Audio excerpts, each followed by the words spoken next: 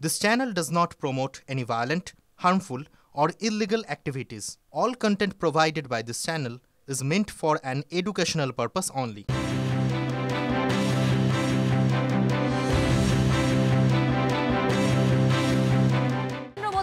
বৈঠক আছে, নৈশভোজ আছে।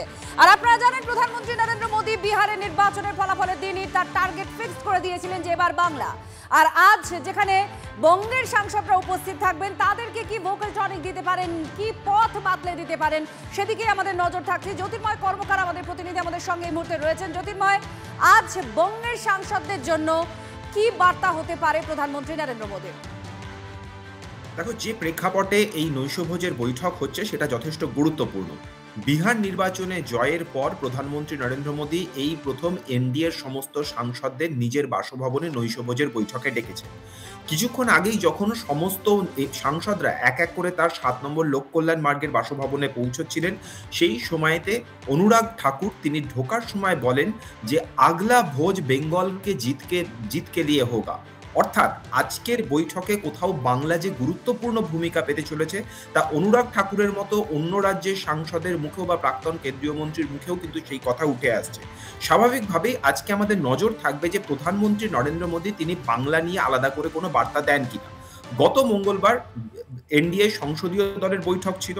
এর আগে একাধিক অনুষ্ঠানে, এমনকি যেদিনকে বিহারের ভোটের রেজাল্ট বেরিয়েছে সেদিনও প্রধানমন্ত্রী নরেন্দ্র মোদী স্পষ্ট করে দিয়েছেন যে এবার পরবর্তী ফোকাস থাকবে বাংলার দিকে। আর সেক্ষেত্রে ভিন রাজ্যে যে সমস্ত নেতারা রয়েছেন বা সাংসদরা রয়েছেন যারা বিহারের ক্ষেত্রে গুরুত্বপূর্ণ ভূমিকা পালন করেছেন, তাদের ইতিমধ্যেই নির্দেশ দেওয়া হয়েছে যে বাংলার ক্ষেত্রেও তাদের গুরুত্বপূর্ণ ভূমিকা নিতে হবে।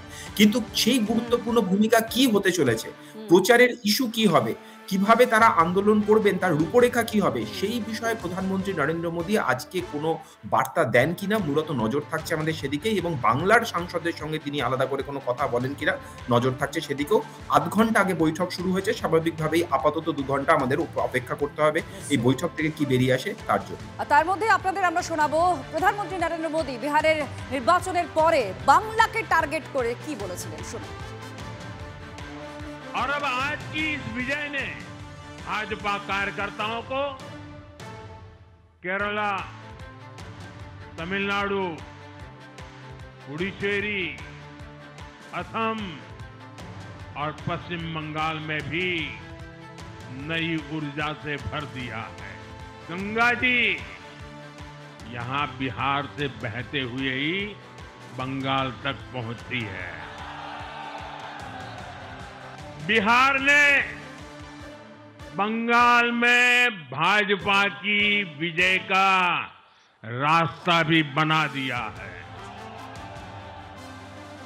मैं बंगाल के भाइयों बहनों को भी आश्वस्त करता हूं, अब भाजपा आपके साथ मिलकर पश्चिम बंगाल से भी जंगल राज को उखाड़ फेंकेगी।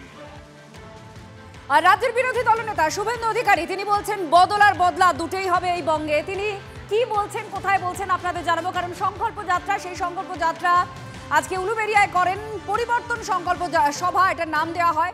২৬শে বাংলায় বদলের পাশাপাশি বদলার হুঙ্কার দিয়েছেন বিরোধী দলনেতা শুভেন্দু অধিকারী। মমতার কয়লা ভাইপোকে পাঠিয়ে দেবেন যে আমতাতে ভারতীয় জনতা পার্টি হাইকোর্ট থেকে পারমিশন নিয়ে উলবেড়িয়া উত্তর বিধানসভা কেন্দ্রে পরিবর্তন সংকল্প যাত্রা তোমাদের বুকের উপরে দাঁড়িয়ে করে দিয়ে গেল। জেনে রাখো পৃথিবীটা গোল, সব হিসাব হবে, বদল হবে, বদল হবে। ২০১১ সালে আমরা পরিষ্কার বলেছিলাম বদল চাই, বদলা নয়। এর থেকেই মানুষ ধরে নেবেন তফাৎটা কোথায়। আর এই যে বদল চাই, এখন তো বদলা চাই, এই যে কথাগুলো বদল বদলা, এগুলো তো হিংসা, প্ররোচনা, গন্ডগোল, অস্থিরতা। আর এগুলো কেন হয়? এগুলো হয় ফ্রাস্ট্রেশনের লক্ষণ। যখন মানুষের ওপর বিশ্বাস চলে যায়, যখন তারা নিজেরাও জানেন যে ভোটে হারতে চলেছেন, তখন এই ধরনের অস্থিরতা ধর্মী কথাগুলো মুখ থেকে বেরিয়ে পড়ে।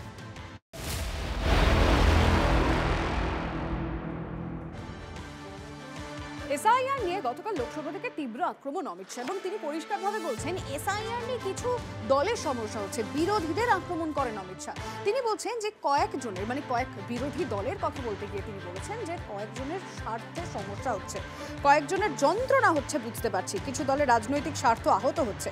প্রধানমন্ত্রী মুখ্যমন্ত্রী কে হবেন তা কি অনুপ্রবেশকারীরা ঠিক করবেন? অনুপ্রবেশকারীরা ভোটার তালিকায় থাকলে গণতন্ত্র বিপন্ন হয়ে পড়বে। এসআইআর নিয়ে তৃণমূল সহ বিরোধীদের অভিযোগের জবাব অমিত শাহ। क्या कोई भी देश का लोकतंत्र सुरक्षित रह सकता है जब देश का प्रधानमंत्री और राज्य का मुख्यमंत्री कौन हो वो घुसपैठिए तय करेंगे? मान्यवर नहीं रह सकते। जिन लोगों का मृत्यु हो चुका है उनका वोट मतदाता सूची में होना चाहिए मान्यवर। ये एसआईआर और कुछ नहीं है, मतदाता सूची का शुद्धिकरण है।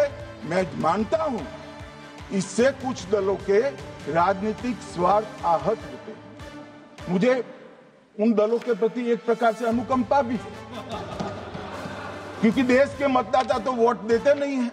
ये थोड़े विदेशी दे देते थे, वो भी चले जाएंगे। मगर मान्यवर, क्या हमने भारत के नाते निर्णय करना पड़ेगा कि इस देश की संसद को चुनने के लिए, राज्य की विधानसभा को चुनने के लिए विदेशी को वोट देने का अधिकार देना है या नहीं देना है? और मेरा मत है, मेरा विनम्र मत है मान्यवर कि ये नहीं देना। দেখুন, অমিত শাহের গতকালকের হুঙ্কারের পরদিনই আজ মুখ্যমন্ত্রী মমতা বন্দ্যোপাধ্যায় তিনি নাম না করে এসআইআর নিয়ে সরাসরি তিনি চ্যালেঞ্জ করছেন। তিনি বলছেন বিহার পারেনি কিন্তু বাংলা পারবে। মমতা বন্দ্যোপাধ্যায়ের প্রশ্ন, শুধু বিজেপি অভিযোগ করলেই কেন ব্যবস্থা? বিজেপি চিঠি দিলেই রামায়ণ মহাভারত? বিজেপি চিঠি দিলেই নাম কাটতে হবে? বিজেপির তৈরি করে দেওয়া লিস্টে ভোট? একের পর এক বিস্ফোরক অভিযোগ মুখ্যমন্ত্রী। এখনকার ইলেকশন কমিশনের কাজ হচ্ছে, বিজেপি একটা কমপ্লেন দিয়েছে, অনেক সবার নামে কমপ্লেন দিয়েছে, মানে বিজেপি ছাড়া সবার নাম বাদ। কেন বিজেপির কমপ্লেনে কাজ হবে আমি জানতে চাইছি। এটা আমার ভদ্রতা করে জিজ্ঞাসা ইলেকশন কমিশনের কাছে। বিজেপি চিঠি দিলেই সেটা রামায়ণ মহাভারত, আর বিজেপি চিঠি দিলেই নাম কাটতে হবে। বিজেপির আইটি সেল আপনাদের ভোটার লিস্ট তৈরি করে দেবে, সেই ভোটার লিস্টে আপনারা ভোট করবেন। আপনাদের এটাই তো পরিকল্পনা। মনে রাখবেন, বিহার পারেনি, বাংলা পারবে। আপনার যা ইচ্ছে করে যান, মনে রাখবেন বাংলায় এসআইআর করুন, এজেন্সি লাগান, ইলেকশনের আগে ইনকাম ট্যাক্স লাগান, ইডি লাগান, সিবিআই লাগান, বিএসএফ লাগান, সিআরপিএফ লাগান, সিআইএসএফ লাগান। ওদের আমি রেসপেক্ট করি, কিন্তু আজকে আপনারা ওদের বাধ্য করেছেন বিজেপিতে পরিণত করতে। এটা দেশের পক্ষে ভালো নয়। বাংলা কোথায় ডিটেনশন ক্যাম্প হচ্ছে আমার তো জানা নাই। পশ্চিমবঙ্গের মুখ্যমন্ত্রীর এটাই কাজ। পশ্চিমবঙ্গের মুখ্যমন্ত্রী মমতা ব্যানার্জির তৃণমূল পার্টির এইটা হচ্ছে ভোটের কৌশল। কীরকম? 2021 সালের কথা মনে করে দেখুন। এনআরসি আসছে, এনআরসির ভূত দেখিয়ে মুসলমানদের মধ্যে আতঙ্ক তৈরি করে এনআরসির নামে সেবার ভোট দখল করলো। ভোট যাই হয়ে গেল, দিদি এনআরসির গল্প ব্যাগে ভরে তিনি বাড়ি চলে গেলেন, মোদি ঝোলায় ভরে দিল্লি চলে গেলেন, এনআরসির গল্প শেষ। তারপরে এই বছরে কি এনআরসির জায়গায় চলে এলো এসআইআর, সেটাও বাজারে ঠিকমতো খাচ্ছে না। এখন কি করতে হবে? ডিটেনশন ক্যাম্পে জুজু দেখাতে হবে। ডিটেনশন ক্যাম্পে জুজু দেখা যাবে। ডিটেনশন ক্যাম্প যদি এখানে করতে হয়, তৃণমূলের চোর বাটপার গুন্ডা এবং মুখ্যমন্ত্রীকে সমেত সেখানে ভরার জন্য করতে হবে। আর এবার মুখ্যমন্ত্রী মমতা বন্দ্যোপাধ্যায়ের সভাস্থলে আবার চুরির ঘটনা ঘটেছে, সেই খবরের দিকে নজর রাখবো। আপনারা জানেন 9 তারিখে কোচবিহারে মুখ্যমন্ত্রী সভা ছিল, সেখানেও এই একই ঘটনা। আবার আজ নদিয়ায় সেখানেও মুখ্যমন্ত্রী সভাস্থলে হার ছিনতাই হয়েছে এমনই অভিযোগ। এক মহিলার গলা থেকে সোনার হার ছিঁড়ে নেওয়ার অভিযোগ করছেন তিনি। সিসিটিভি ফুটেজ সেটা খতিয়ে দেখছে পুলিশ। মহাদেব কুন্ডু আমাদের প্রতিনিধি আরো জানাচ্ছেন। মহাদেব, কিছু হদিশ পাওয়া গেছে, কিছু ট্রেস করা গেছে? দেখো আজকে এখনো পর্যন্ত কিন্তু পুলিশের পক্ষ থেকে তদন্ত শুরু করলেও যে সংখ্যক মানুষ মাঠে এসেছিলেন পুলিশের পক্ষ থেকে জানানো হচ্ছে যে এক্ষুনি তাদেরকে শনাক্তকরণ করা না সম্ভব হলেও পরবর্তীতে শনাক্তকরণ করার চেষ্টা চলছে। তার কারণ হচ্ছে সিসিটিভি ফুটেজ দেখে তারা কিন্তু তদন্ত শুরু করেছেন এবং যে সকল মহিলারা এসেছিলেন সোনার হার করে তারা অভিযোগ জানায় এবং অভিযোগ জানানোর পরে কিন্তু রীতিমতো তদন্ত শুরু করেছে। কিন্তু যদিও এখনো পর্যন্ত খোয়া যাওয়া হার বা যারা এই অভিযুক্ত ঘটনার সাথে যুক্ত রয়েছে তাদের কাউকেই কিন্তু এখনো পর্যন্ত গ্রেপ্তার করা সম্ভব হয়নি।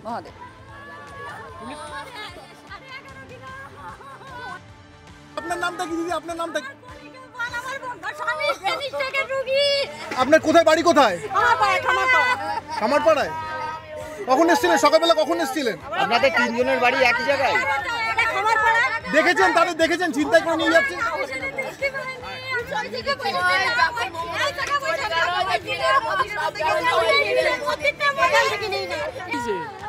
কি কিসের হার? হ্যাঁ সোনার। আপনি কোথা থেকে এসেছেন?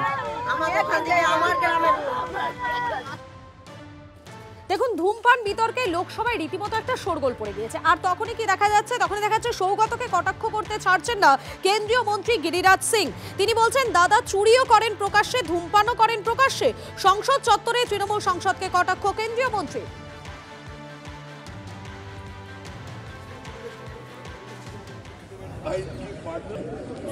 हमारे स्वास्थ्य को खतरा में डाल रहे हैं दादा। दादा चोरी भी करते हैं तो खुलेआम सिगरेट भी पीते हैं तो खुलेआम पीते हैं।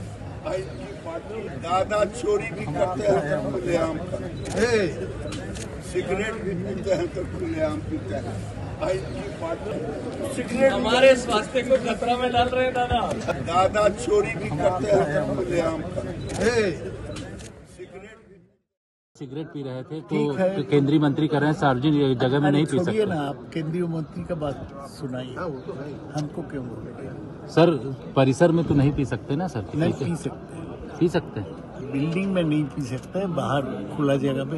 आप लोग क्या स्पीकर बन गए? संसद के अंदर भी ई सिगरेट पी रहे थे सर, टीएमसी के सांसद। वो तो दूसरी बात सर, वो तो प्रतिबंधित है भारत में। सिंह और ये दोनों बोल रहे हैं गिरिराज सिंह की वो ई सिगरेट पी रहे हैं, सार्वजनिक मना है। इस पे क्या कहेंगे सर? क्या गजेंद्र सिंह शेखावत और गिरिराज जी कह रहे हैं कि सार्वजनिक पी रहे हैं दादा। शेखावत हमारा स्पीकर है क्या?